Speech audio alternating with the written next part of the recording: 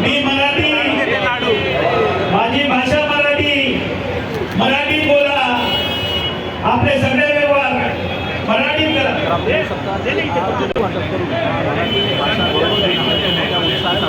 मराठीत बोला, मी मराठी, माझी भाषा मराठी, मी मराठी, सगळ्यांनी मराठीत बोला। आपल्या आजूबाजूच्या लोकांना सांगा मराठी दिनाच्या, मराठी भाषा गौरव दिनाच्या तुम्हाला शुभेच्छा। सर्व ठाणेकर नागरिकांची विनंती आहे की आपण मराठीतच बोलायचं आहे। मी मराठी, माझी भाषा। महाराष्ट्र नवनिर्माण सेना ठाणे शहराच्या वतीने मराठी भाषा दिनानिमित्त ठाणेकर नागरिकांना लाडू देऊन आम्ही शुभेच्छा देत आहोत, त्यांचं स्वागत करीत आहोत। ठाणेकर नागरिकांना मी मराठी, माझी भाषा मराठी, सर्वांनी मराठीत बोला। मी मराठी, माझी भाषा मराठी।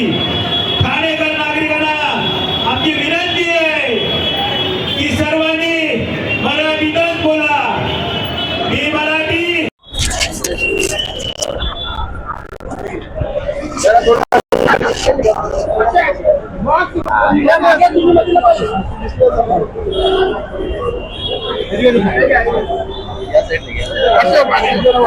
तुम्ही नका देऊ, थांबा 2 मिनिटं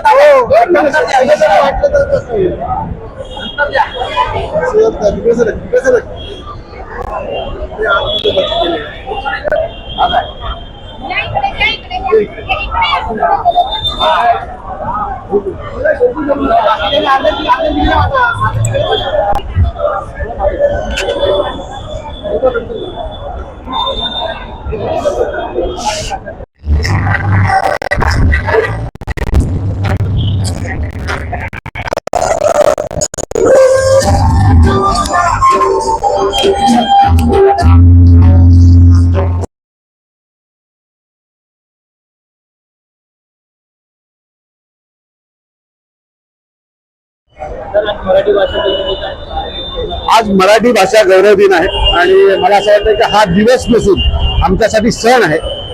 या महाराष्ट्राची मातृभाषा ही मराठी आहे आणि आज मराठी भाषा दिवस हा संपूर्ण महाराष्ट्रात नव्हे तर देशभरात जगभरात जिथे जिथे मराठी माणूस राहतो तो आज साजरा करतोय।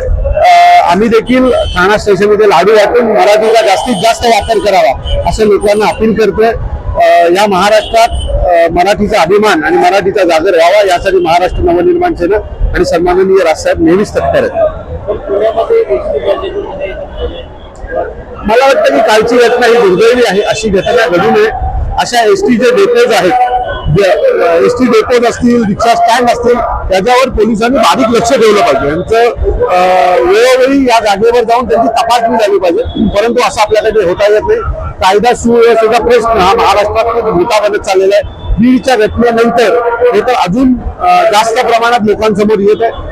मी पुन्हा सांगतो की अशा घटना सतत घडतात। आमच्या बदलापूरची घटना जागी असताना ही घटना घडलेली आहे।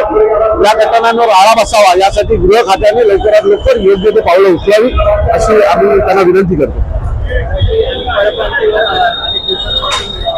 मी परप्रांतीयांना माझं नेहमीच सांगणं आहे की तुम्ही इथे राहता, आम्हाला तुमचा आदर आहे, पण तुम्ही जर आमच्या मराठी माणसाचा आदर करणार नसाल तर तुम्हाला जशाच तसं उत्तर दिलं जाईल।